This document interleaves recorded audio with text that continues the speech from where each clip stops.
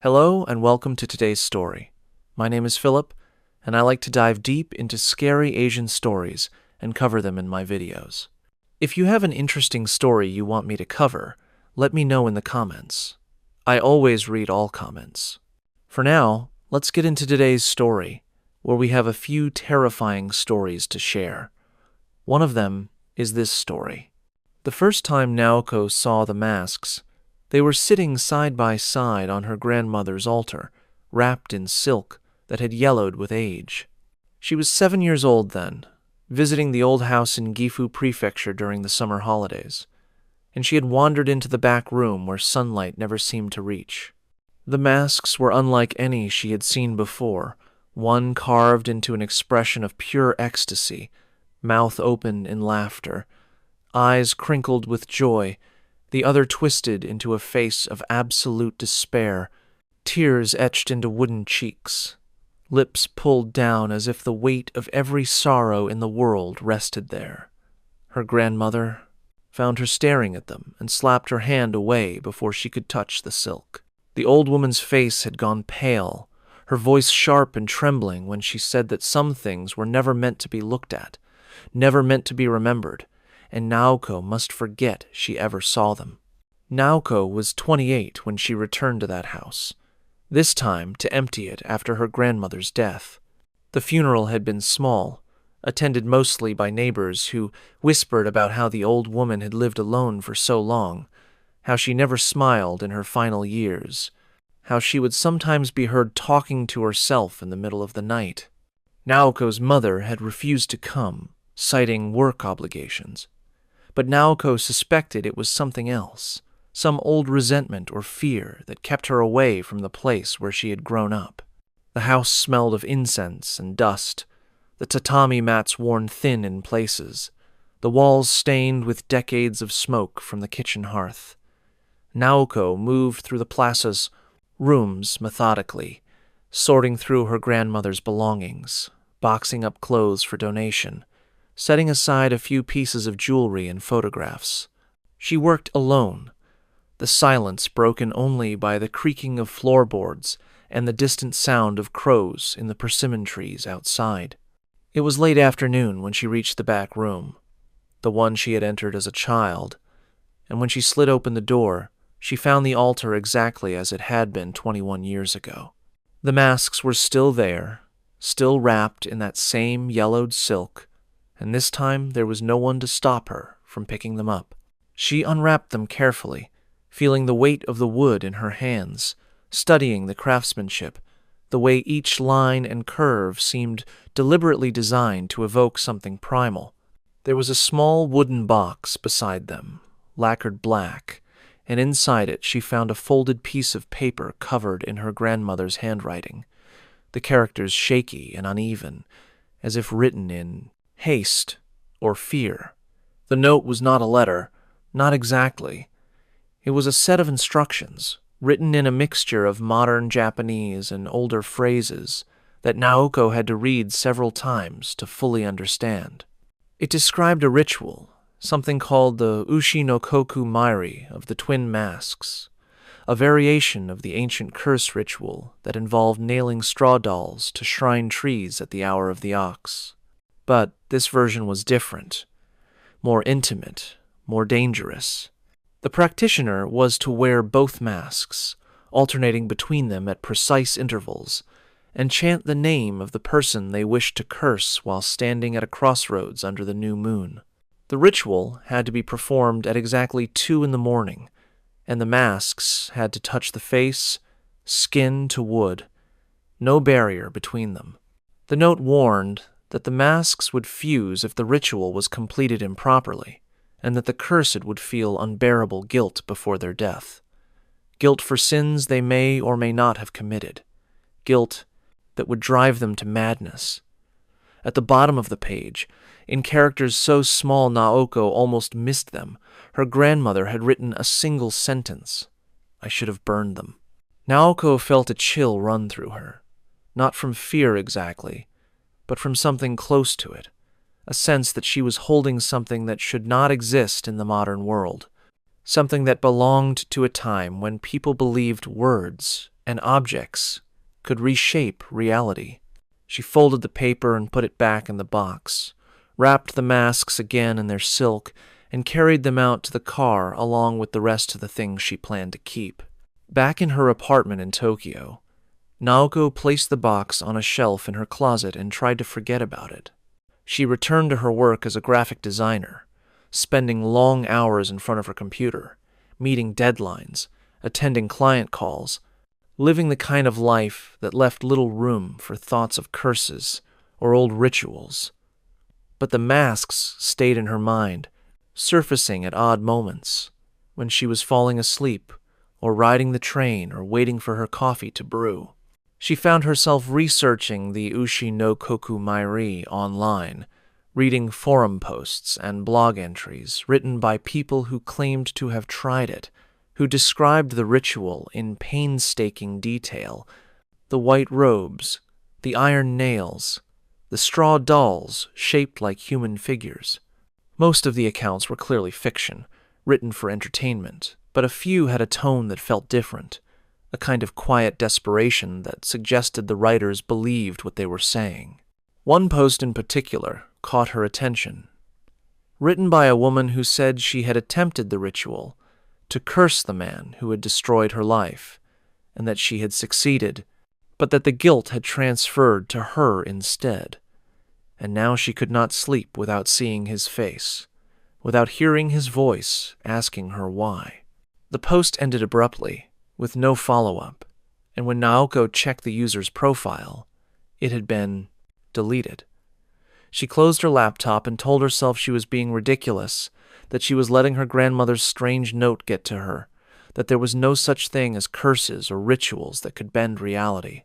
But the thought kept returning, persistent and intrusive. What if it was real? What if her grandmother had used it? Naoko's relationship with her boss had been deteriorating for months. His name was Takeshi, a man in his early 50s who had built the design firm from nothing and who treated it, and everyone in it, as extensions of his own ego. He was brilliant in his way, with an eye for aesthetics that had won the company awards and high-profile clients, but he was also cruel, dismissive, quick to humiliate employees in front of others, to take credit for their work, to demand impossible hours and then criticize the results.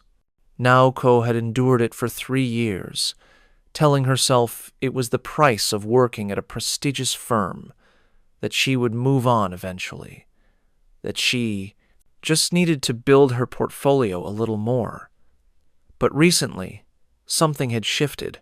Takeshi had taken a particular interest in undermining her, assigning her projects, and then reassigning them to junior designers at the last moment, making comments about her age and whether she was really suited for the creative field, implying in meetings that her ideas were derivative or uninspired.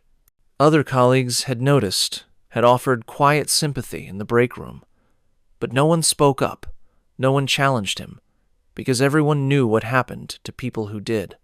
Naoko felt her confidence eroding, felt herself becoming smaller and quieter, and she hated it, hated him, hated the fact that he had this power over her life. One evening, after he had berated her in front of the entire team for a mistake that was not hers, she went home and sat in the dark of her apartment, staring at the closet where the box with the masks waited. The thought came unbidden, sharp and clear. She could curse him. She could make him feel what she felt.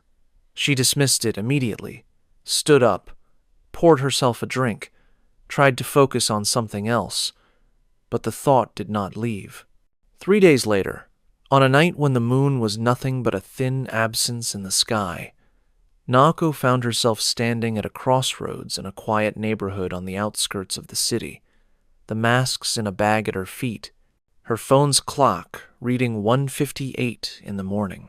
She had told herself she was not really going to do it, that she was just testing herself, seeing if she had the nerve, that she would turn around before it was too late. But she had come this far, had left her apartment in the middle of the night, had taken 2 trains, and walked 15 minutes to find this place where 4 streets met in a perfect cross, where there were no cameras, no streetlights, no witnesses. She took the masks out of the bag, unwrapped them, felt the cold smoothness of the wood against her palms. The joy mask was lighter than she expected, the despair mask heavier. She looked around one more time, saw no one, heard nothing but the distant hum of a vending machine and the rustle of leaves in a gust of wind. Her hands were shaking. She lifted the joy mask to her face, felt it settle against her skin, the carved smile pressing against her cheeks, the eye holes aligning perfectly with her own. The world looked different through it, brighter somehow, as if the darkness had receded slightly. She whispered Takeshi's name, her voice muffled by the wood, and then she lowered the mask and lifted the despair mask, felt its weight, the coldness of it, the way it seemed to pull her face downward.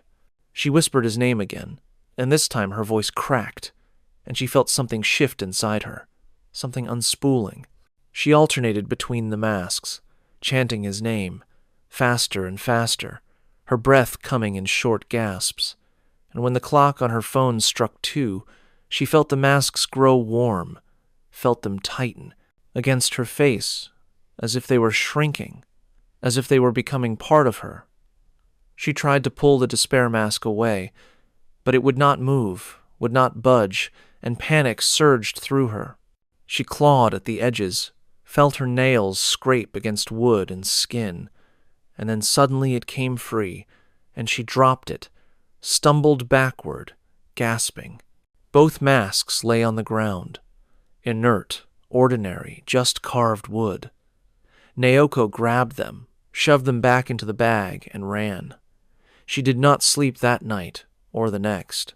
She kept expecting something to happen, some sign that the ritual had worked or failed, but there was nothing, just the ordinary progression of days, the usual routine of work and commute and meals eaten alone.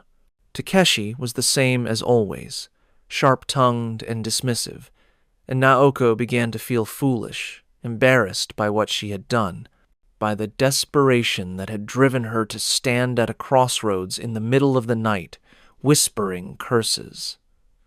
She considered throwing the masks away, but something stopped her, a superstitious reluctance to discard them improperly, as if doing so might bring worse consequences than keeping them. A week passed, then 2, and Naoko started to relax, started to convince herself that it had all been a moment of temporary insanity, nothing more. And then Takeshi stopped coming to work. At first, no one thought much of it. He called in sick, said he needed a few days, and the office ran smoothly without him, perhaps more smoothly than usual. But after a week, the receptionist mentioned that he sounded strange on the phone, that his voice was hoarse and distracted, that he had asked her to repeat things several times, as if he could not focus. After 10 days, his wife called the office, asking if anyone had heard from him, saying he had not been himself, that he was barely eating, that he spent hours sitting in the dark, staring at nothing. Naoko felt a cold knot form in her stomach. She wanted to ask what was wrong, but she did not did not want to draw attention to herself, to the secret she carried. Another week passed, and then the news came. Takeshi had been found dead in his home, an apparent suicide, though the details were not shared. The police had been involved, but there were no signs of foul play, and his family had requested privacy. The office was closed for a day, and when it reopened, everyone moved through it quietly, subdued, unsure how to process what had happened. Naoko attended the funeral, standing in the back, watching as his wife and children wept, as colleagues gave speeches about his vision and dedication. She felt nothing at first, just a numb detachment, as if she were watching a scene from a film. But as the ceremony progressed, as the incense burned and the priest chanted sutras, she began to feel something else, something creeping and insidious: guilt. It started as a small thing, a whisper in the back of her mind, a question she could not answer. Had she done this? Had the ritual worked? But the whisper grew louder, more insistent, until it was all she could hear, a voice that sounded like her own, but was not quite telling her she was responsible, that she had killed him, that his blood was on her hands. She tried to push it away, to remind herself that correlation was not causation, that Takeshi could have been struggling with things she knew nothing about, that people took their own lives for reasons that had nothing to do with curses or rituals. But the guilt did not listen to logic. It grew and spread, filling her chest, making it hard to breathe, and when she looked down at her hands, she half expected to see them covered in something dark and wet. She left the funeral early, walked to the nearest train station, and locked herself in a bathroom stall, where she cried until her throat was raw. Over the following days, the guilt became unbearable. She could not work, could not eat, could not sleep without dreaming of Takeshi's face, twisted in despair, asking her why she had done it, what he had done to deserve this. She stopped answering calls from colleagues, stopped going outside except when absolutely necessary, spent her days sitting in her apartment, staring at the box with the masks, wondering if she should destroy them, if that would make it stop. But she was afraid that destroying them would make things worse, that it would unleash something she could not control. She thought about going to a shrine, asking a priest to purify them, but how could she explain what she had done? How could she confess without sounding insane? One night, 3 weeks after Takeshi's death, Naoko woke to find herself standing in front of her bathroom mirror, the joy mask pressed against her face. She had no memory of getting out of bed, no memory of taking the mask from the box, but there it was, cold and tight against her skin. And when she looked at her reflection, she saw the carved smile, saw her own eyes staring out from behind it, wide and terrified. She tried to pull it away, but it would not move. She clawed at it, felt her nails dig into her own cheeks, felt blood, warm and slick, but the mask stayed in place. She screamed, but the sound was muffled, distorted, and no one came. She sank to the floor, pulling and pulling, and finally, after what felt like hours, the mask came free, clattering onto the tile. Her face was bleeding, shallow scratches across her cheeks and forehead, and when she looked at the mask, she saw that it was smiling at her, that carved expression of joy somehow mocking, somehow triumphant. She threw it across the room, heard it hit the wall, and she sat there shaking, sobbing, knowing that whatever she had started, it was not over, that the masks had taken something from her, and they were not going to give it back. The next morning, she packed the masks into their box, wrapped them in layers of cloth and tape, and drove to a remote area in the mountains, a place where the trees grew thick and the roads were little more than dirt paths. She dug a hole, deep and narrow, and buried the box, covering it with stones and earth, whispering apologies, prayers, anything she could think of. She left without looking back, and for a few days she felt lighter, as if a weight had been lifted. But the guilt remained, and the dreams continued, and she knew, deep in a place beyond rational thought, that some things, once begun, could never truly be undone. She had cursed Takeshi, and in doing so she had cursed herself, and the masks, buried but not destroyed, waited patiently in the dark, ready to be found by someone else, someone desperate, someone foolish enough to believe they could control what should never have been touched. I hope you enjoyed these stories. Tomorrow, we will be uploading another terrifying story. Feel free to subscribe and put on your notifications to never miss another scary video. I upload almost every day. Wish you all the best. But there are other rituals, other curses, each more insidious than the last, and each leaving behind a trail of lives destroyed by desires that seemed harmless at first. In the rural corners of Japan, where old traditions refuse to die, where people still whisper about spirits and spells, there exists a practice so dangerous that even mentioning it is said to invite bad luck. This next story takes us to the northern prefecture of Aomori, where snow falls heavy and long, and where a woman learned too late that stealing another's fortune comes with a price far greater than she ever imagined. Ayumi first heard about the Kage Utsushi rite from her aunt, though the old woman did not call it by that name. She called it the shadow spell, the luck thief, the thing that should never be spoken about but that everyone in the village knew existed, passed down in whispers from one generation to the next.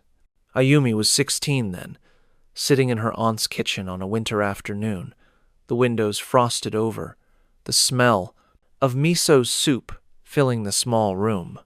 Her aunt had been drinking, just enough to loosen her tongue, and she told Ayumi about a woman who had lived in the village decades ago, a woman who had been plain and poor and desperate, who had envied the beauty and success of her cousin. The woman had learned the ritual from an old book, or from a wandering monk. The story changed depending on who told it, and she had performed it under a full moon, drawing her cousin's shadow in salt and burning it with a lock of her own hair. Within weeks, the cousin had begun to fade, losing weight, losing color, until she was nothing but a ghost of herself, while the woman who had performed the ritual became radiant, luminous, impossibly beautiful. But there was a catch, as there always is. The woman's reflection disappeared. She could no longer see herself in mirrors, in water, in glass, as if she had traded her own existence for the stolen vitality of another. Eventually, the woman went mad, unable to bear the absence of herself, and she walked into the forest in the middle of winter and was never seen again. Ayumi's aunt finished the story and looked at her with eyes that were suddenly sharp and sober. "Never steal what is not yours," she said. "The universe has a way of balancing the scales, and it is never kind about it." Ayumi thought about that story often over the years, though she never took it seriously, not really. She moved to Sapporo for university, studied business, landed a decent job at a marketing firm, lived a life that was comfortable if not particularly exciting. She dated occasionally, had friends, went out on weekends, did all the things young professionals were supposed to do, but there was always something missing, some sense that she was not quite enough, that she was being overlooked, passed over for promotions, for relationships, for opportunities that seemed to go to other people with such ease.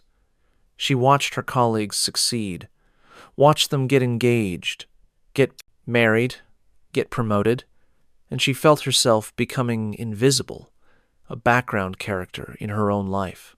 It was not that she was unattractive or unintelligent, but she lacked something, some quality that drew people in, that made them remember her.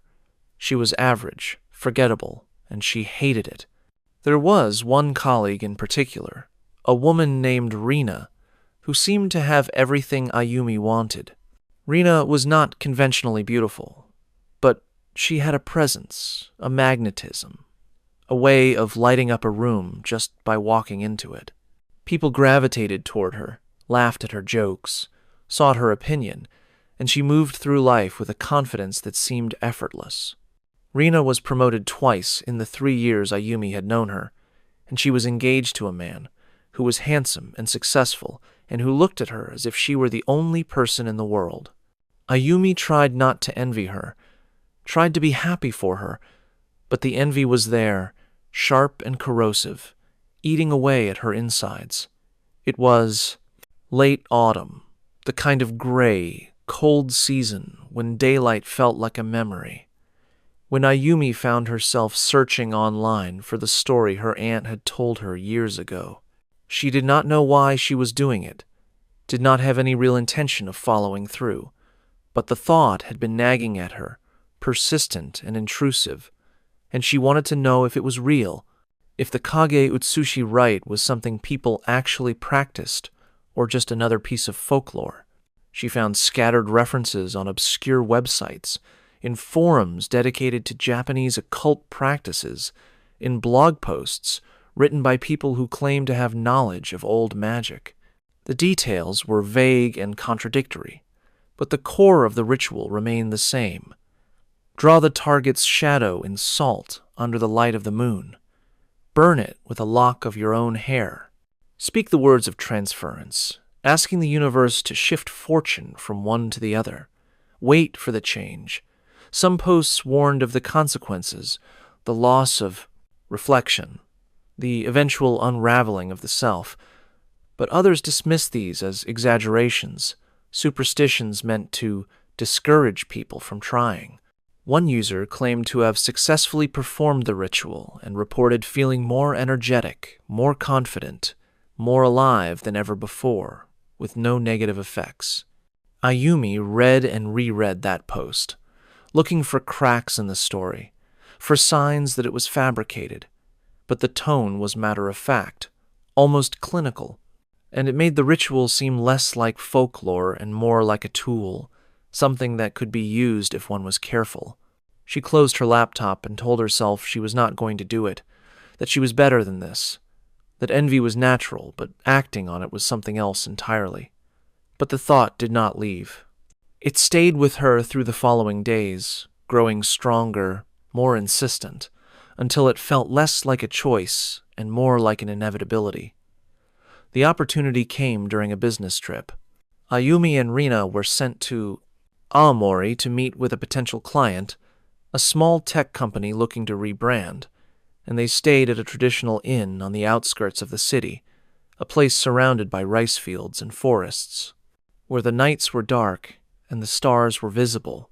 On their second night, Rina went to bed early, complaining of a headache, and Ayumi sat alone in her room, staring out at the moonlit landscape, thinking about how easy it would be.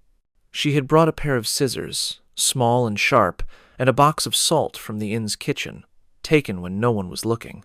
She had memorized the words from one of the blog posts, phonetic approximations of Old Japanese, mixed with phrases that might have been Chinese or something older. She told herself she was not really going to do it, that she was just preparing, just seeing if she had the nerve. But then she found herself walking down the hallway, stopping outside Rina's room, listening to the soft, rhythmic sound of her breathing. The door was not locked, and Ayumi slid it open slowly, carefully, holding her breath. Rina was asleep, lying on her side, her face peaceful, her shadow cast long and dark across the tatami mat by the light of the moon coming through the window. Ayumi stepped inside, closed the door behind her, and knelt beside the shadow, her hands shaking. She opened the box of salt and began to trace the outline, working quickly, her heart pounding so hard she thought Rina might wake from the sound of it. The shadow was surprisingly detailed, every curve and line visible, and Ayumi felt a strange sense of intimacy in recreating it, as if she were touching something deeply private. When the outline was complete, she took the scissors and cut a small lock of her own hair, letting it fall onto the salted shadow. She hesitated, looking at Rina's sleeping face, and for a moment she considered stopping, walking away, pretending this had never happened.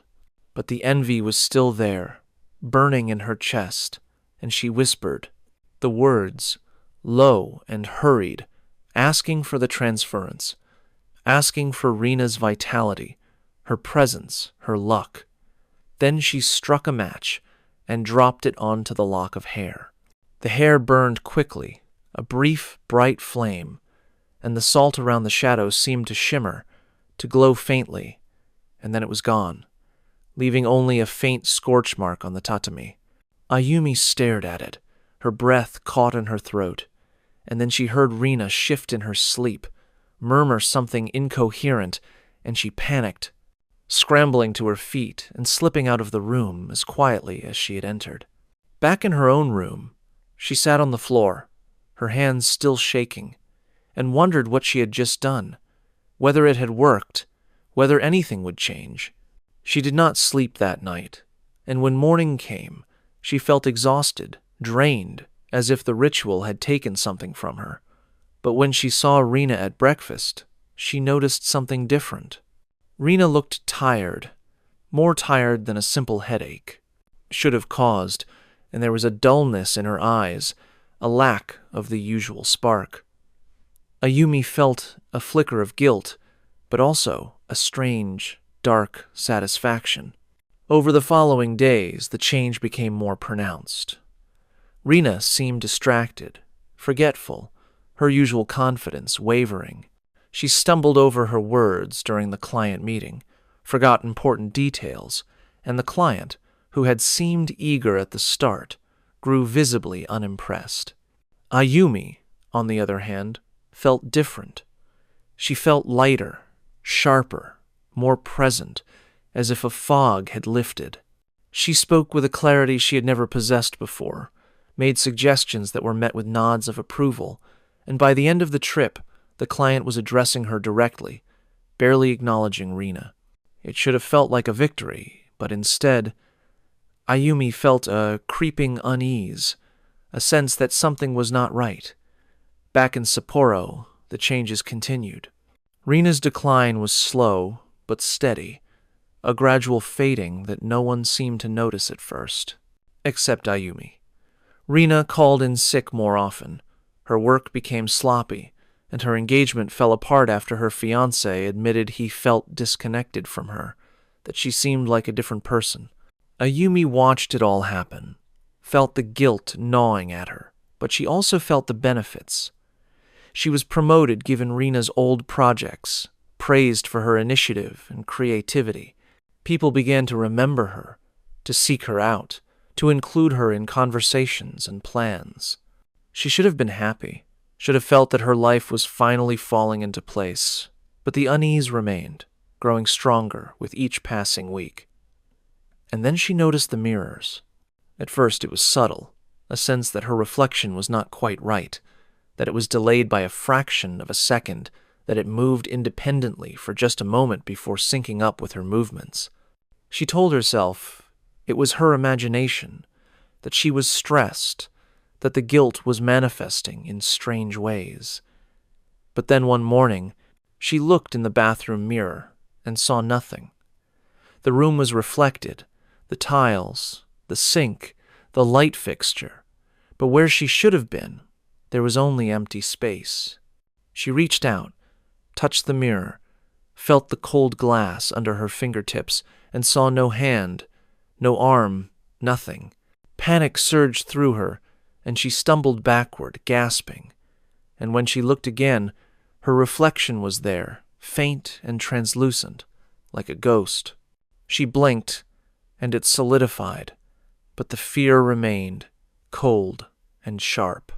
She tried to ignore it, tried to convince herself it was a trick of the light, a moment of dissociation, something that would pass.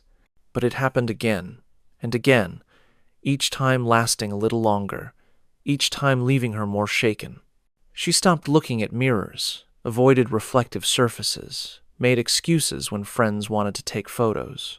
She researched ways to reverse the ritual, found nothing concrete, only vague warnings that the Kage Utsushi was irreversible, that once the shadow was burned, the transference was permanent.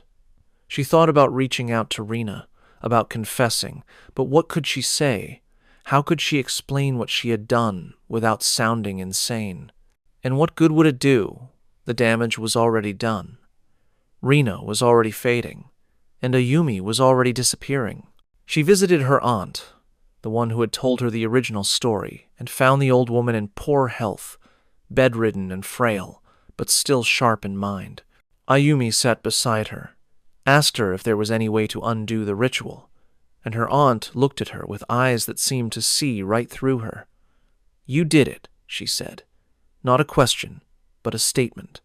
Ayumi did not deny it. Her aunt sighed, a long, weary sound, and said that the only way to stop the process was to return what was taken. but that required the willing participation of both parties, and the victim had to forgive the thief. Without forgiveness, the transference would continue until the thief ceased to exist. Entirely. Erased not just from reflections, but from memory, from records, from the world itself. Ayumi felt her blood turn to ice. She asked if her aunt was sure, if there was no other way, and the old woman shook her head. "Some debts can only be paid with everything you have," she said, "and sometimes not even that is enough." Ayumi left her aunt's house and drove back to Sapporo in a daze, her mind racing through possibilities, through scenarios, none of them good. She could not bring herself to face Rina, could not imagine confessing what she had done, could not bear the thought of asking for forgiveness. And even if she did, even if she confessed and begged and threw herself at Rina's mercy, would Rina forgive her? Could anyone forgive something like that? She spent the following weeks in a state of paralysis, going through the motions of her life, watching herself fade further. Her reflection became more and more insubstantial, and she noticed that people were starting to forget her, to overlook her in conversations, to ask her to repeat her name as if they had never heard it before. The promotion she had been given was quietly reassigned, her projects handed off to someone else, and no one seemed to remember that she had been involved in them at all. She felt herself unraveling, felt the universe balancing the scales just as her aunt had warned, and she knew that she was running out of time. One night, unable to sleep, she returned to the place where she had buried the ashes of Rina's shadow, the small garden behind the inn in Aomori. She dug through the dirt with her bare hands, searching for some trace, some remnant, hoping that if she could find it, she could reverse what she had done. But there was nothing, just cold earth and stones, and she sat there in the dark, covered in dirt, crying tears that no one would see, no one would remember. She thought about her aunt's words, about forgiveness, about the impossibility of it, and she wondered if this was how the woman in the old story had felt, the one who had walked into the forest and never returned. She wondered if disappearing entirely was a mercy, an escape from the unbearable weight of what she had done, from the knowledge that she had destroyed someone else to make herself feel whole. She stood up, brushed the dirt from her hands, and walked toward the forest, where the trees were thick and the darkness was absolute. She did not know if she would come back, and in that moment she was not sure she wanted to. I hope you enjoyed these stories. Tomorrow we will be uploading another terrifying story. Feel free to subscribe and put on your notifications to never miss another scary video. I upload almost every day. Wish you all the best. And while these stories already seem unbelievable, what comes next takes horror to a darker and more mysterious level. Because in the next part, the things that begin as coincidences twist into something far more terrifying. These are not rituals, performed by desperate individuals, but strange events that seem to follow their own logic, their own rules, and those caught in them quickly realize that understanding is not the same as escape. The shadows deepen here, and the line between victim and participant becomes impossible to see.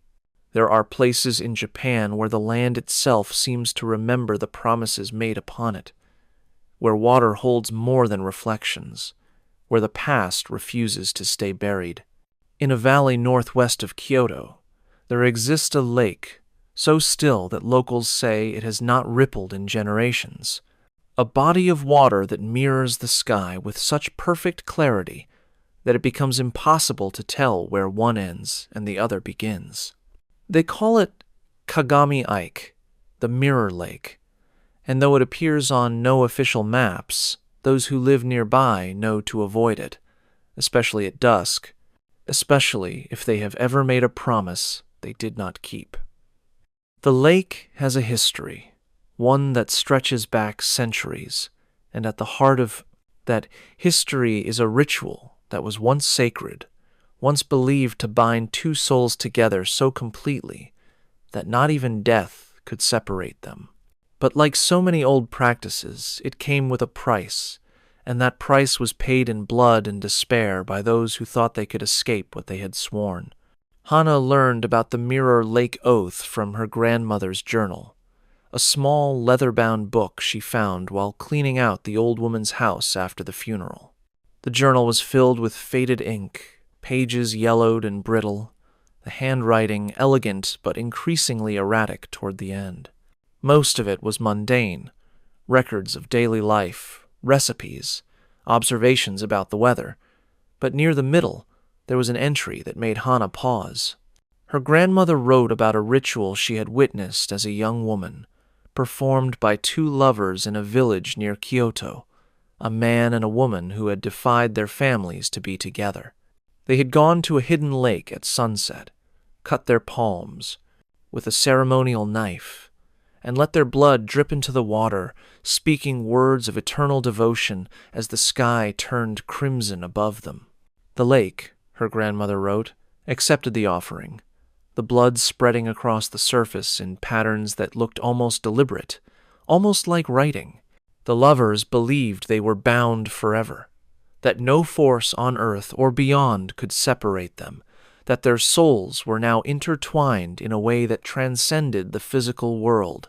But the grandmother's entry did not end there. She wrote that the man had left the woman 3 years later, drawn away by ambition and the promise of a better life in Tokyo, and that the woman, heartbroken and furious, had returned to the lake and drowned herself. Her body was found days later, floating face down in the perfectly still water, and those who recovered her said that her eyes were open, staring at something beneath the surface, and that her expression was not one of despair but of grim satisfaction.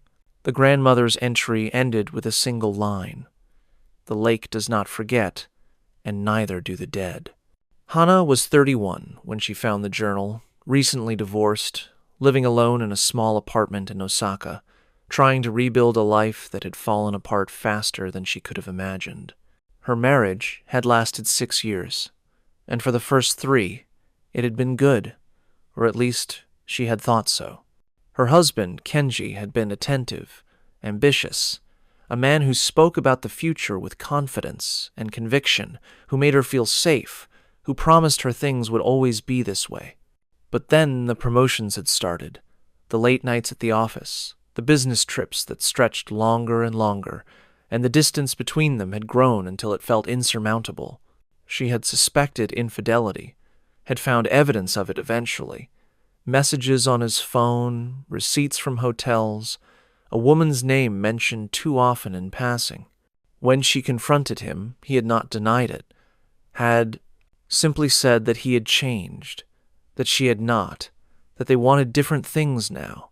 The divorce had been quick, efficient, almost mechanical, and Kenji had moved on immediately, marrying the other woman within 6 months. Hana had been left with the apartment, some savings, and a hollow feeling in her chest that would not go away no matter how much she tried to distract herself. She threw herself into work, into hobbies, into anything that would keep her mind occupied. But the betrayal stayed with her, sharp and unforgiving, and she found herself thinking about it constantly, replaying their relationship, searching for the moment where it had gone wrong, wondering if she could have done something differently. When she read her grandmother's entry about the Mirror Lake Oath, she felt something stir inside her, something dark and familiar, a desire for permanence, for a promise that could not be broken, for a love that would not be abandoned. She told herself it was just a story, folklore, nothing more, but the idea would not leave her, and she found herself researching the lake, looking for evidence that it was real, that the ritual had been practiced, that it was more than just her grandmother's imagination. She found scattered references in old texts, in academic papers about regional marriage customs, in footnotes of anthropological studies.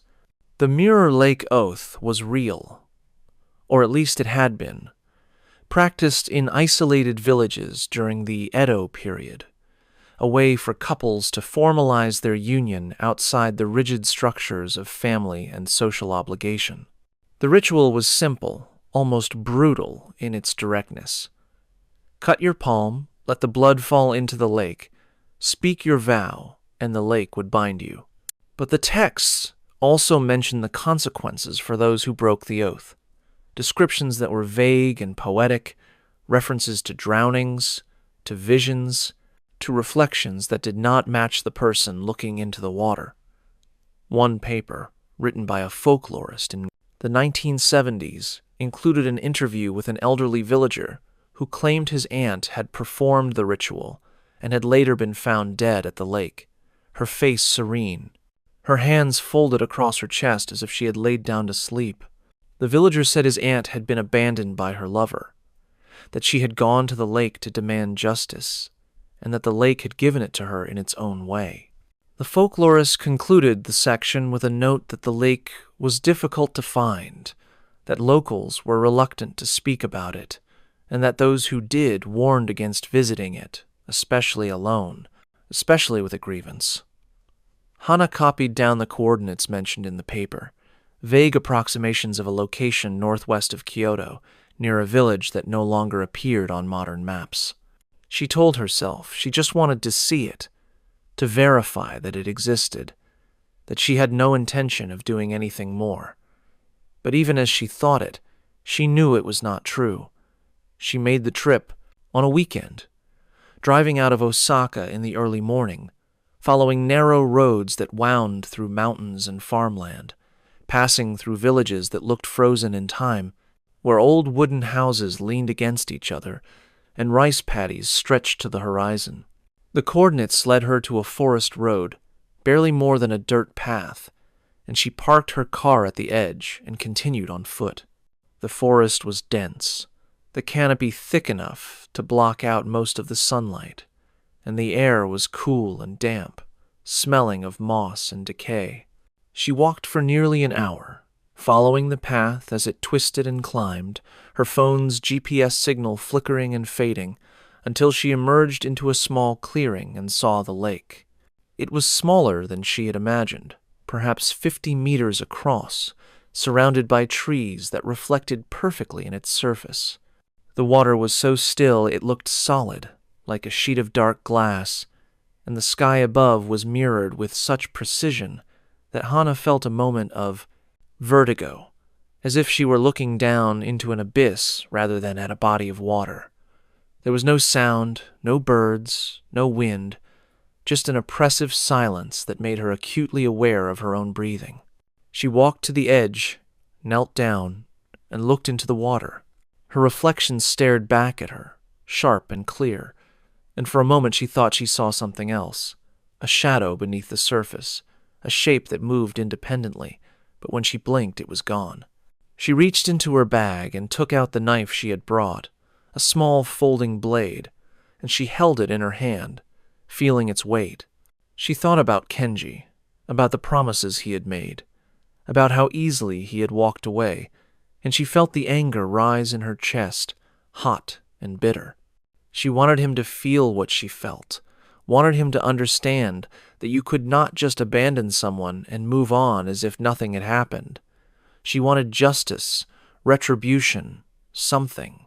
She pressed the blade against her palm, hesitated, and then cut. The pain was sharp and immediate, blood welling up and spilling over her hand, and she held it out over the water, watching as the drops fell, spreading across the surface in thin red lines. She spoke his name, Kenji's name, and she spoke the words she had read in her grandmother's journal, old words that felt strange in her mouth, words about binding and devotion and eternal connection. The blood continued to spread, and as it did, the surface of the lake began to shimmer, to ripple, breaking the perfect reflection. Hana felt a coldness seep into her hand, into her arm, and she pulled back, wrapping her palm in a handkerchief she had brought. She stared at the lake, waiting for something to happen, for some sign that the ritual had worked, but there was nothing, just the water settling back into stillness. the blood disappearing as if it had never been. She felt foolish, embarrassed, and she stood up, turned to leave, and then she heard it. A voice, faint and distant, calling her name. She froze, looked around, saw no one, but the voice came again, closer this time, and it sounded like Kenji. She walked back to the edge of the lake, looked into the water, and saw him. Not her reflection, but him, standing where she should have been, staring up at her with an expression of confusion and fear. His lips moved, forming words she could not hear, and he reached up toward the surface as if trying to touch her. Hana gasped, stumbled backward, and when she looked again, the reflection was gone, replaced by her own face, pale and wide-eyed. She ran, crashing through the forest, not stopping until she reached her car, her hand throbbing, her heart pounding so hard she thought it might burst. She drove back to Osaka in a daze, her mind racing, trying to make sense of what she had seen, trying to convince herself it had been a hallucination, a trick of the light, something explainable.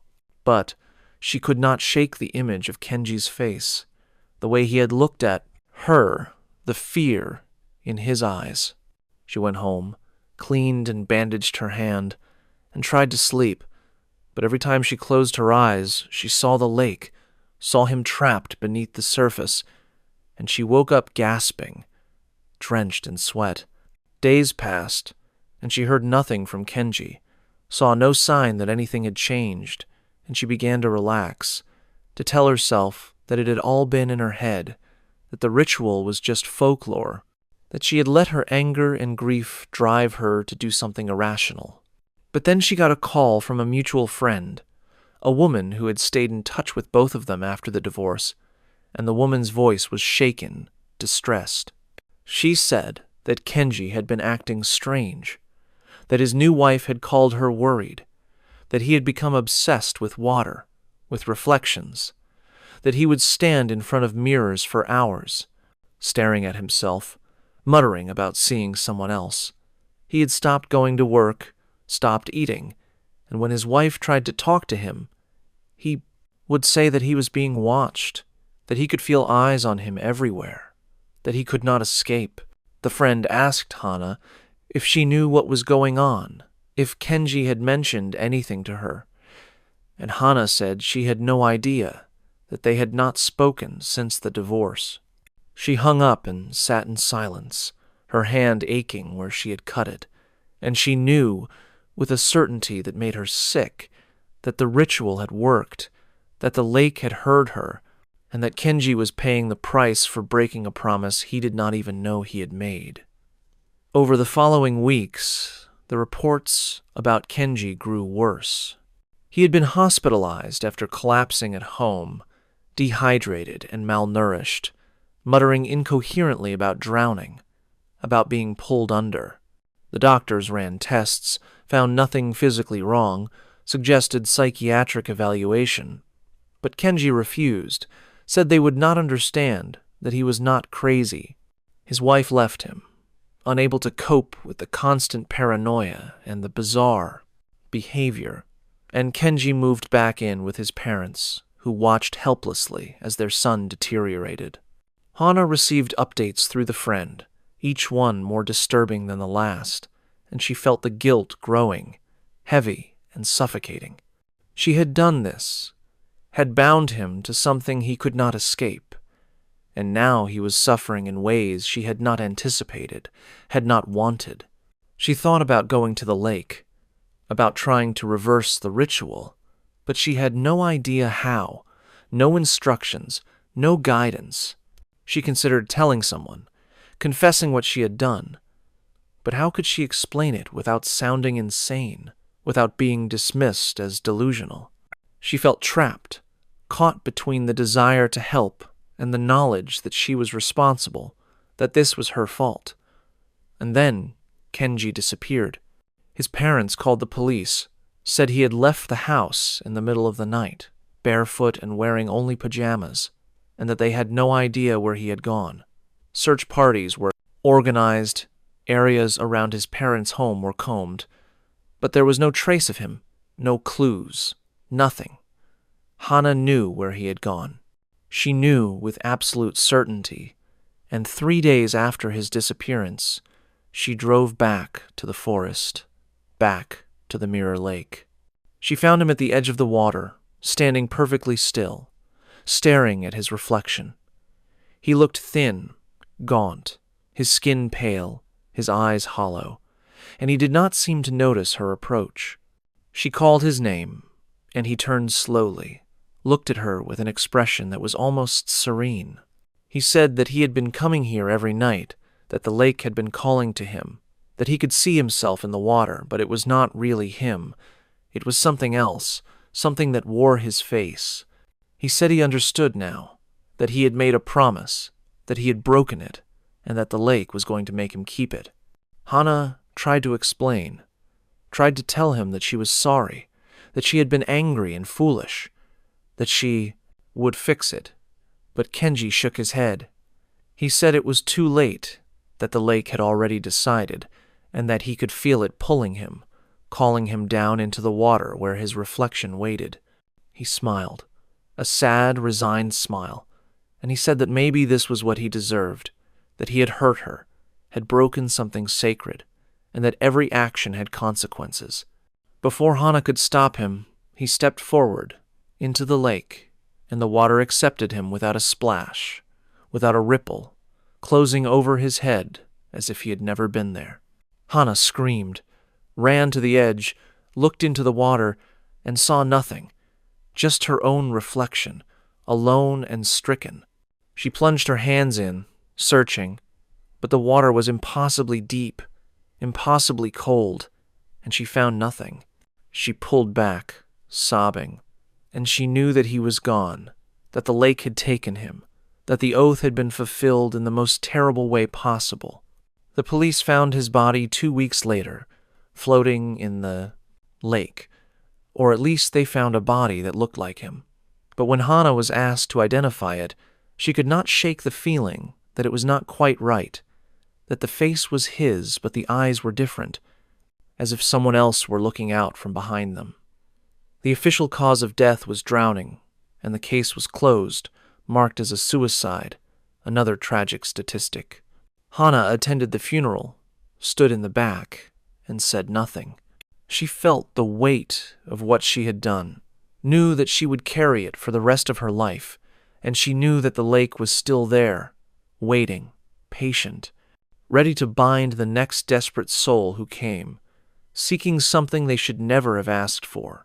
She never went back, never told anyone what had really happened, but sometimes, when she looked into mirrors, into windows, into any reflective surface, she thought she saw him standing behind her, just out of focus, watching, and she wondered if the lake's reach extended further than she had imagined, if the oath she had invoked had bound her as well, and if one day she too would hear the call, and she too would find herself walking toward that still, dark water, unable to resist.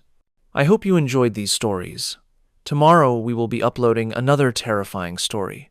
Feel free to subscribe and put on your notifications to never miss another scary video. I upload almost every day. Wish you all the best. But there are other ways to be bound, other ways to be silenced, and some of them come not from rituals we choose, but from punishments imposed by others, from consequences for truths that were never meant to be spoken. In the old traditions of shrine worship, there were rules, strict and unyielding, and those who broke them faced judgments that were as much spiritual as they were physical.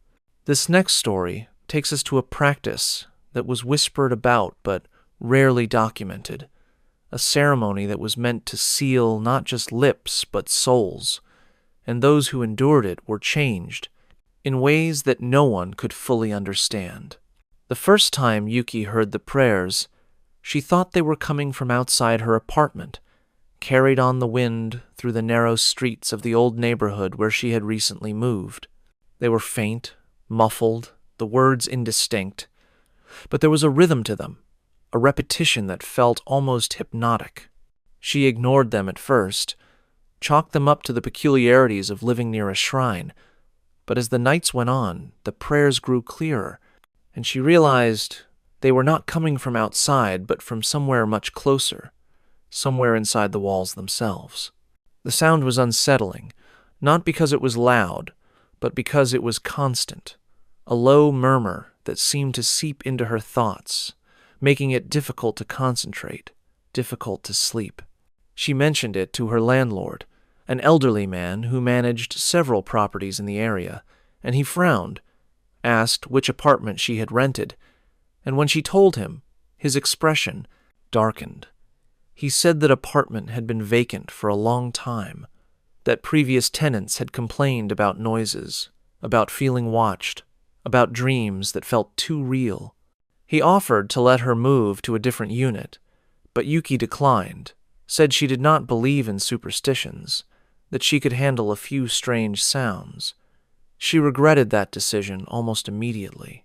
Yuki was a journalist, 29 years old, specializing in historical and cultural pieces for a mid-sized publication based in Kyoto. She had moved to the neighborhood because it was close to several shrines she was researching for an article about lesser-known religious practices in the region, rituals that had been performed in the past but had fallen out of favor or been deliberately suppressed. She had access to archives, to old temple records, to interviews with priests and historians, and she spent her days piecing together stories that most people had forgotten or never knew existed. One of the practices she had come across in her research was something called the Kuchi Fusagi no-ji, the mouth-sealing ceremony, a punishment that had been used against shrine maidens who were accused of revealing sacred secrets. The details were sparse, mentioned only in a few obscure texts, but the basic structure was consistent. The accused maiden would be brought before the shrine elders, her crime laid out, and if she was found guilty, her punishment was to have her mouth sewn shut with red silk thread during a night-long vigil. The sewing was not meant to be permanent, the text suggested, but symbolic, a way to seal the truth within her soul, to prevent her from speaking what should not be spoken. The thread would be removed after the vigil, but the maiden would be marked, spiritually and physically, and it was said that some of them never spoke again, even after the thread was gone, as if the ceremony had taken their voice along with their will. Yuki had found the practice disturbing, had written notes about it, had planned to include it in her article as an example of the harsh judgments meted out in religious communities, but she had not expected it to become relevant to her own life. The prayers grew louder, more distinct, and Yuki began to make out words, phrases repeated over and over, pleas for forgiveness, for release, for someone to hear. She tried to trace the source, pressing her ear against the walls, the floor, the ceiling, but the sound seemed to come from everywhere and nowhere, as if it were woven into the structure of the building itself. She searched the apartment for hidden speakers, for some kind of device that could be playing a recording, but found nothing. She asked neighbors if they heard anything, and they looked at her with confusion, said they heard nothing unusual, and suggested she might be stressed, might need to rest. Yuki knew she was not imagining it, knew the prayers were real, and she decided to investigate, to approach it as she would any story, with research and logic. She went back through the building's history, found that it had been constructed on the site of an old shrine that had been demolished in the early 20th century, and that the shrine had been dedicated to a deity associated with silence and secrets. She found records of shrine maidens who had served there, lists of names and dates, and one name appeared multiple times in disciplinary records. A woman named Akane, who had been accused of revealing ritual details to outsiders, who had been subjected to the mouth-sealing ceremony in 1873. The records ended there, with no mention of what had happened to her afterward, no indication of whether she had survived, whether she had left, whether she had ever spoken again. Yuki became obsessed with finding out more, with uncovering the full story of Akane and the ceremony. She visited local libraries, contacted historians, searched through digitized archives, and slowly she pieced together a narrative.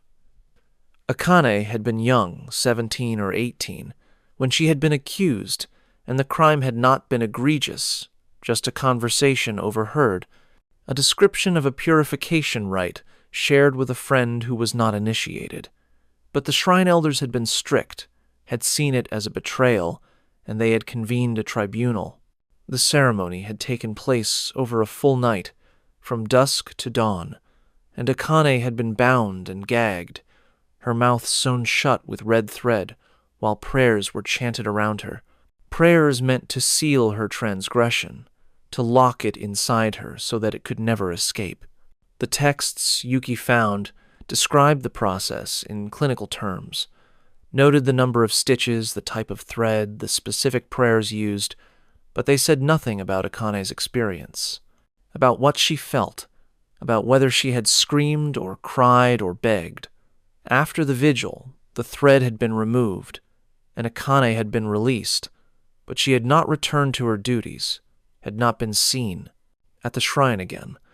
One account, a diary entry from another maiden, mentioned that Akane had been found weeks later, living in a shack on the outskirts of the village, her mouth healed but her voice gone, and that when people tried to speak to her, she would only stare, her lips moving silently, forming words that no one could hear. The entry ended with a note that Akane had disappeared entirely within a few months, and that some believed she had died, while others thought she had simply walked away, seeking a place where no one would ask her to speak. Yuki wrote the story, included it in her article, and submitted it to her editor. The piece was published, received positive feedback, was shared online, and Yuki felt a sense of accomplishment, of having brought a forgotten history to light. But the prayers did not stop. If anything, they grew louder, more insistent, and Yuki began to feel a presence in her apartment, a sense that she was not alone, that someone was watching her, listening to her. She started having dreams, vivid and disturbing, in which she was the one being sewn, the needle piercing her lips, the thread pulling tight, the pain sharp and immediate. She would wake up gasping, her mouth sore, and she would run to the mirror, expecting to see marks, stitches, blood, but there was nothing, just her own pale, frightened face. The dreams continued, night after night, and Yuki began to lose sleep, to lose focus, to feel as if she were coming apart. She considered leaving the apartment, finding a new place, but something kept her there. A compulsion she could not explain, a feeling that if she left, she would be abandoning something, someone, who needed her. She thought about Akane, about the punishment she had endured, about the silence that had been forced upon her, and Yuki felt a strange kinship, a sense that their stories were connected, that by telling Akane's story she had taken on some of her burden. One night, the prayers stopped abruptly, and the silence that followed was even more unsettling than the sound had been. Yuki sat in her apartment, listening to the absence, feeling the weight of it, and then she heard footsteps, soft and deliberate, moving through the rooms. She called out, asked who was there, but there was no response, just the footsteps coming closer. She grabbed her phone, ready to call the police, but before she could, she saw her, a figure standing in the doorway of her bedroom, a woman dressed in the white robes of a shrine maiden, her face pale, her eyes dark and hollow. The woman's lips were moving, forming words, but no sound came out, and Yuki realized with a jolt of horror that this was Akane, or what was left of her, a ghost, a remnant, something that had been trapped by the ceremony and had never been released. Yuki whispered her name, and the woman's eyes focused on her, filled with a desperate, pleading intensity. Yuki asked what she wanted, what she needed, and the woman reached out, her hand trembling, and pointed to Yuki's mouth. Yuki did not understand at first, but then the woman made a gesture, a motion of sewing, and Yuki understood. Akane wanted her voice back, wanted someone to speak for her, to finish what had been started, to break the seal that had been placed on her so long ago. Yuki did not know how to do that, did not know what ritual or prayer or action could release a spirit that had been bound for over a century. She researched frantically, contacted priests, asked about purification rites, about ways to undo curses, but most dismissed her, said she was being influenced by her own work, that she needed to take a break, to separate her professional life from her personal beliefs. One priest, older and more sympathetic, listened to her story and suggested that the only way to release someone bound by the mouth-sealing ceremony was to speak the truth they had been forced to hide, to give voice to what had been silenced. But he warned that doing so came with risks, that speaking for the dead was dangerous, that it could transfer their burden, their punishment, to the speaker. Yuki thought about it, thought about Akane, about the injustice she had suffered, about the silence that had consumed her, and she made a decision. She would speak for her, would tell her story, would give her the voice she had been denied. She returned to the shrine where the ceremony had taken place, or at least to the spot where it had stood, now a small park with a memorial stone, and she stood there at dusk as the light faded, and she began to speak. She spoke about Akane, about the conversation she had shared, about the trivial nature of the transgression, about the cruelty of the punishment, about the years of silence, about the suffering that no one had acknowledged. She spoke until her voice was hoarse, until the sun had fully set, and then she felt a presence beside her, a warmth. And when she looked, she saw Akane standing there, her expression soft, grateful, and her lips moved, forming two words, "Thank you." And then she was gone, dissolved into the twilight, and Yuki was alone. But the relief was short-lived. Yuki returned to her apartment, exhausted, and fell into a deep sleep, and when she woke, she felt different.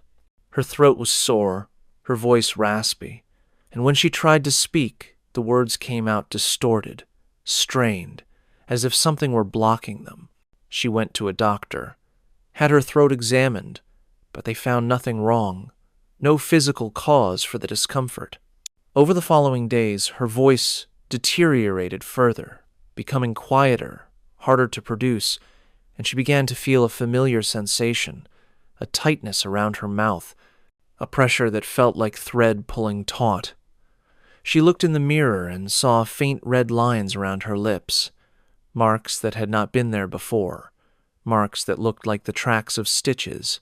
She realized, with a cold, sinking dread, that the priest had been right, that speaking for Akane had transferred the burden, that the ceremony's power had not been broken but redirected, and that she was now the one being sealed.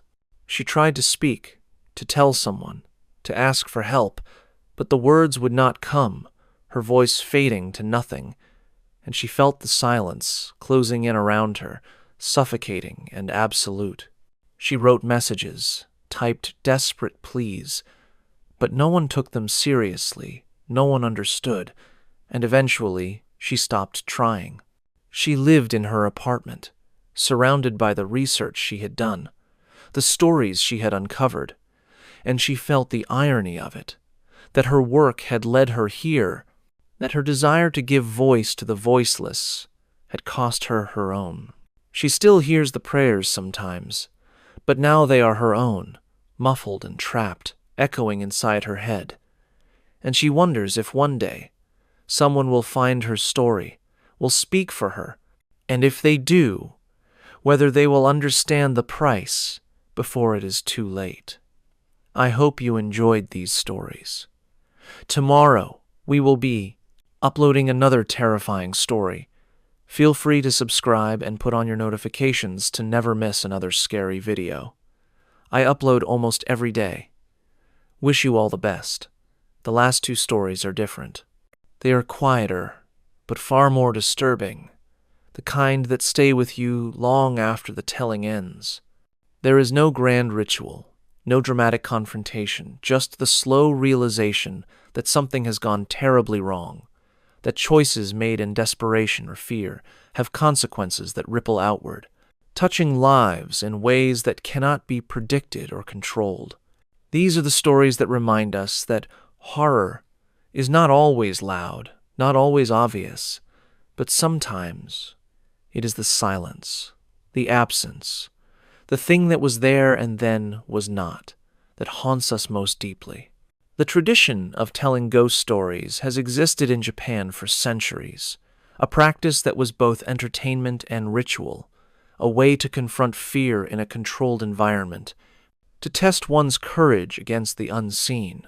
The most famous of these gatherings was the Hyakumonogatari Kaidankai, the gathering of 100 ghost stories, where participants would light 100 candles and extinguish one after each tale, the room growing progressively darker until only a single flame remained, and it was believed that in that moment, when the final candle was snuffed out, something would appear, something summoned by the accumulation of fear and darkness.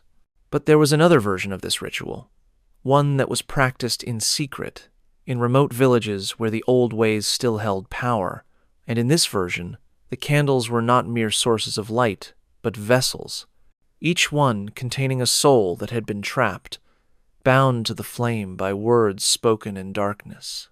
This version was called the Hyakudan no Toro, the Candle of 100 Souls, and those who participated in it did so at great risk, because the stories told were not just entertainment, but confessions, truths pulled from the depths of guilt and regret, and the final flame, the one that burned after all the others had been extinguished, did not go dark but turned blue, and those who looked into it saw not a spirit summoned from elsewhere, but a reflection of what they would become, the storyteller they were destined to be, the voice that would carry their own tale into the void.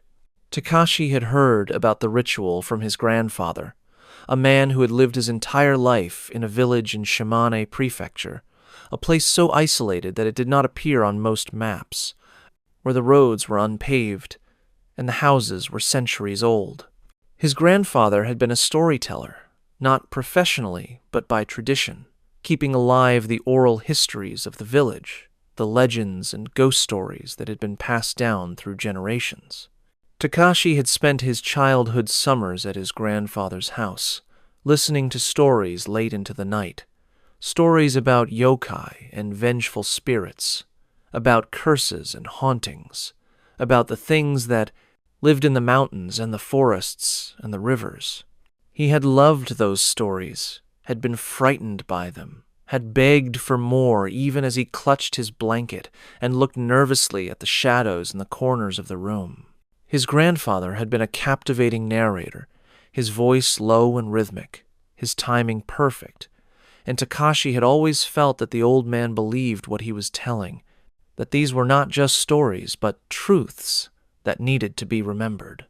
When Takashi was 15, his grandfather had told him about the Hyakudan no Toro, had described it as something he had witnessed once as a young man and had never forgotten.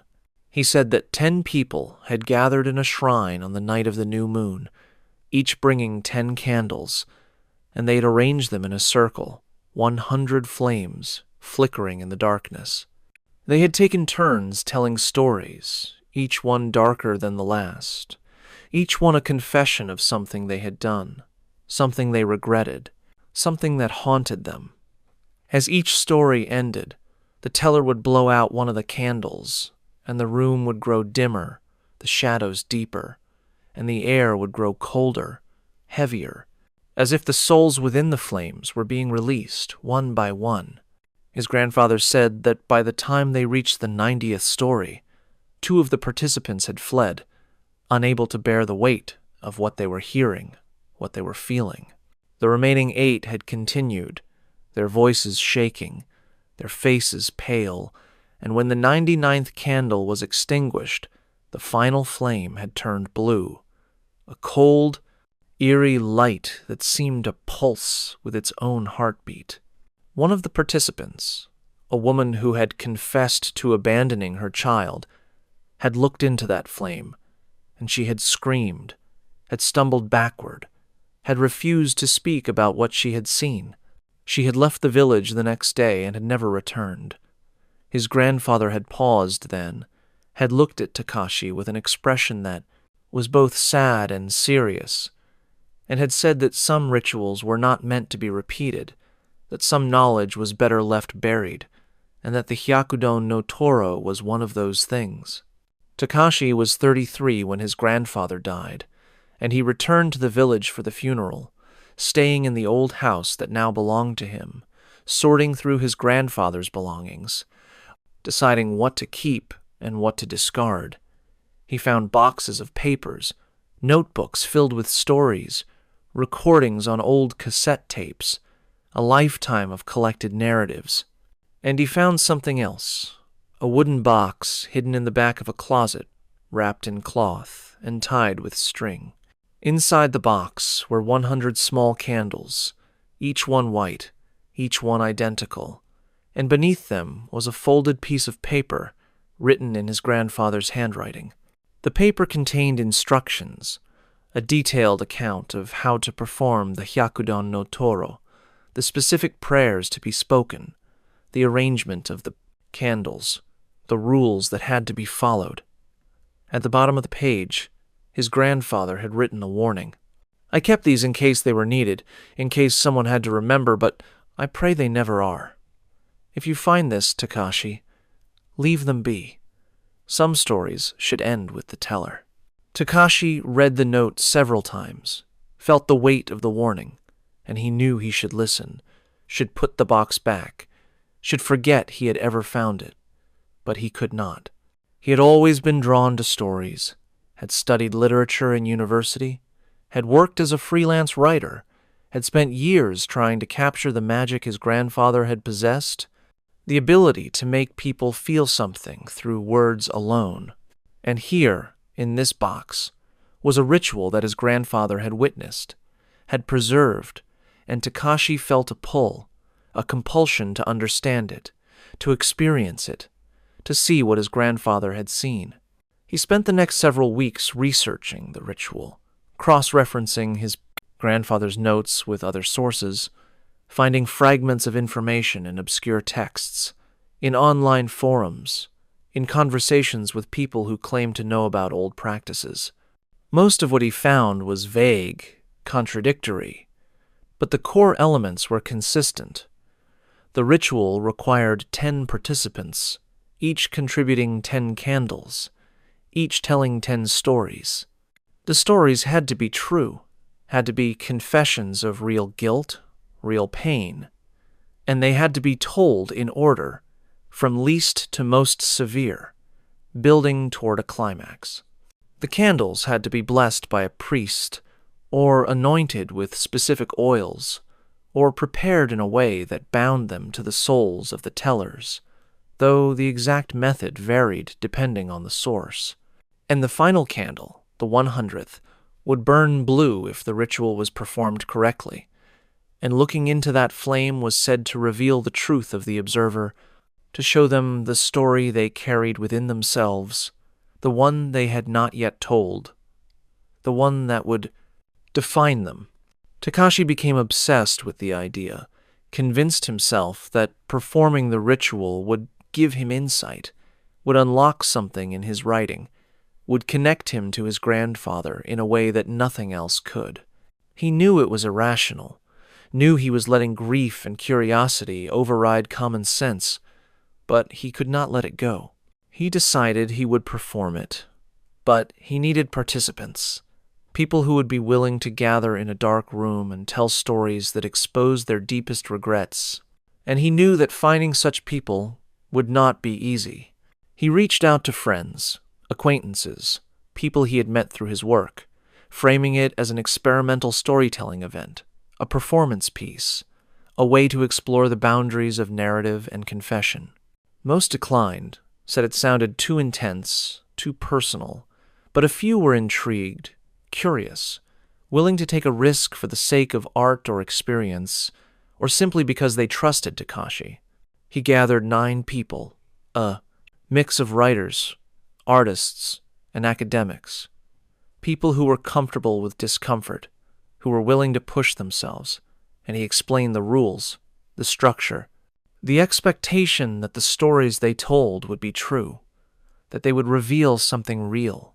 He did not tell them about the souls trapped in the candles, about the blue flame, about what his grandfather had witnessed, because he did not want to scare them away, and he told himself that those elements were probably metaphorical anyway, symbolic representations of the psychological weight of confession. They agreed to meet on the night of the new moon at a rented space in an old building on the outskirts of Tokyo, a room with no windows, no distractions, just 4 walls and a door that locked. Takashi brought the candles, arranged them in a perfect circle on the floor, and as the participants arrived, he felt a nervous energy, a mix of excitement and apprehension. He lit the first candle at exactly midnight, and the ritual began. The first stories were tame, almost mundane, small lies told, minor betrayals, moments of cowardice that haunted the teller but seemed inconsequential to the listeners. Each person spoke in turn, their voice steady at first, growing more hesitant as they revealed details, as they relived the moments they were describing. After each story, the teller would lean forward and blow out one of the candles, and the room would grow fractionally darker, the shadows lengthening, the remaining flames casting flickering patterns on the walls. By the 20th story, the tone had shifted, the confessions becoming heavier, more painful, and Takashi could see the discomfort on the faces of the participants, the way they shifted in their seats, the way they avoided eye contact. One woman spoke about abandoning a friend in a time of crisis, choosing her own career over loyalty, and her voice broke as she described the guilt that had followed her for years. A man spoke about a lie he had told that had ruined someone's reputation, a lie he had never corrected, and he wept as he blew out his candle, his shoulders shaking. The air in the room felt thicker, harder to breathe, and Takashi noticed that the temperature had dropped, that his breath was visible in the candlelight, and he told himself it was just the lack of heating, just the confined space. But he could not shake the feeling that something was changing, that the ritual was working in ways he had not anticipated. By the 50th story, 2 participants had left, unable to continue, their faces pale and drawn, and the remaining 8 sat in near darkness, only 50 candles still burning, and the stories had become unbearable. A woman confessed to having an affair that destroyed her marriage, to lying about it for years, to letting her ex-husband believe he was at fault. A man spoke about a mistake he had made while driving, an accident that had injured a child, and how he had fled the scene, had never come forward, had lived with the knowledge that he had escaped responsibility while someone else suffered. The confessions came faster now, the voices raw and desperate, and Takashi could feel the weight of them, the accumulated pain and regret filling the room like a physical presence. He had told his own stories, 10 of them, each one a truth he had never spoken aloud, and he felt exhausted, hollowed out, as if the ritual was extracting something essential from him. The candles continued to be extinguished, one by one, and as they approached the 90th, Takashi saw that the remaining flames were flickering erratically, as if disturbed by a wind that did not exist, and he heard whispers, faint and indistinct, coming from the darkness beyond the circle. He tried to focus, to ignore the sounds, to keep the ritual moving, but the whispers grew louder, more insistent, and he realized they were voices, dozens of voices, speaking over each other, telling stories of their own, stories of loss, and betrayal and death. And he understood with a sudden, terrible clarity that the candles were not symbolic, that the souls trapped within them were real, and that they were being released with each extinguished flame. The 99th story was told by a man named Hiroshi, a quiet, reserved individual who had said little throughout the night, and his confession was the darkest yet. He spoke about a child, his younger brother, who had died in an accident when they were both young, an accident that Hiroshi had caused through negligence, through a moment of carelessness, and he had never told anyone, had let his parents believe it was just a tragic mishap, had carried the guilt for decades. He spoke in a monotone, his face blank, and when he finished, he blew out the 99th candle, and the room plunged into near total darkness, only a single flame remaining. The candle flickered, wavered, and then it changed, the flame turning from yellow to a cold, brilliant blue, and the room was filled with an unearthly light that seemed to come from nowhere and everywhere at once.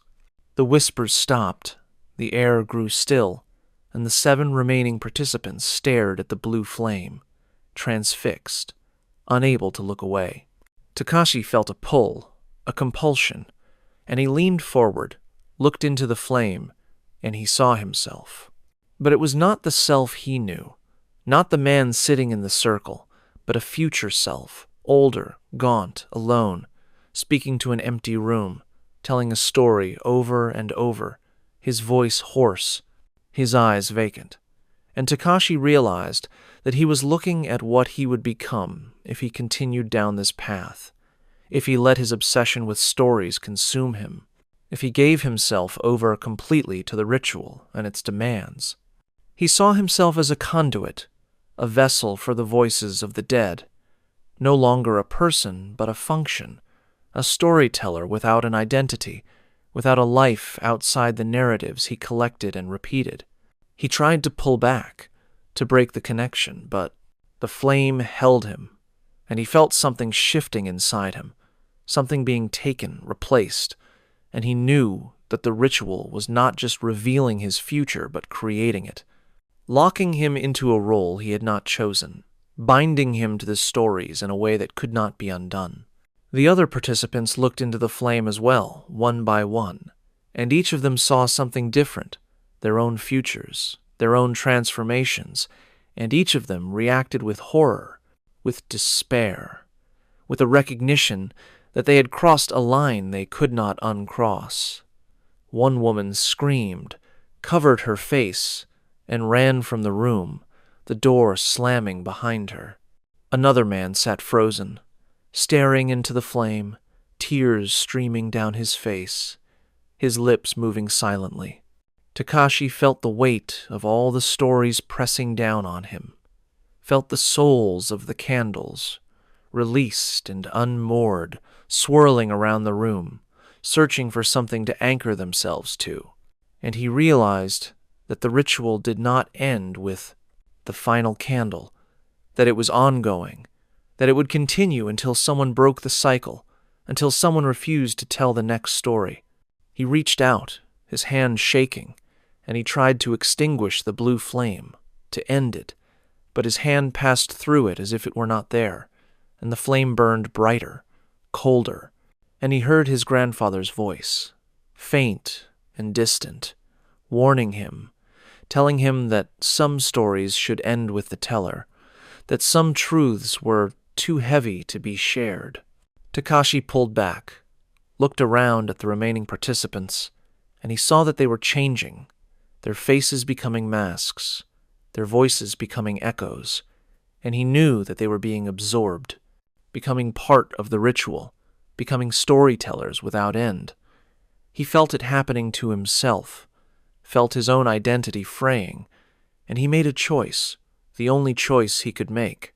He stood up, turned away from the flame, and he walked out of the room, leaving the candle burning, leaving the others behind, knowing that he was abandoning them, but also knowing that if he stayed, he would be lost completely. He stumbled out into the night, gasping for air, his heart pounding, and he did not look back. He did not know what happened to the others, whether they escaped or whether they remained in that room, trapped in the cycle of confession and revelation. He returned to his grandfather's house, gathered the box with the remaining candles, and he burned them, one by one, in a ritual of his own, speaking prayers of release, hoping that it would be enough, that it would free the souls that had been trapped. He never told anyone what had happened, never wrote about it, never tried to recreate the experience. He stopped writing altogether for several years, unable to face the page, unable to find words that did not feel tainted by what he had witnessed. Eventually, he began again, slowly, cautiously, telling small stories, simple stories, stories that carried no weight beyond their own, telling. But he still hears the whispers sometimes, late at night, when the world is quiet and he is alone, and he hears his own voice among them, telling a story that never ends. And he knows that part of him is still in that room, still looking into the blue flame, still becoming what the ritual showed him. He wonders if he made the right choice, if walking away was an act of courage or cowardice, if he saved himself or simply delayed the inevitable.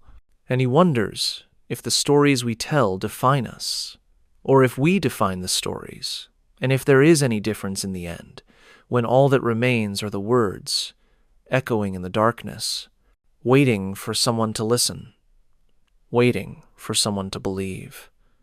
I hope you enjoyed these stories. Tomorrow, we will be uploading another terrifying story. Feel free to subscribe and put on your notifications to never miss another scary video. I upload almost every day. Wish you all the best.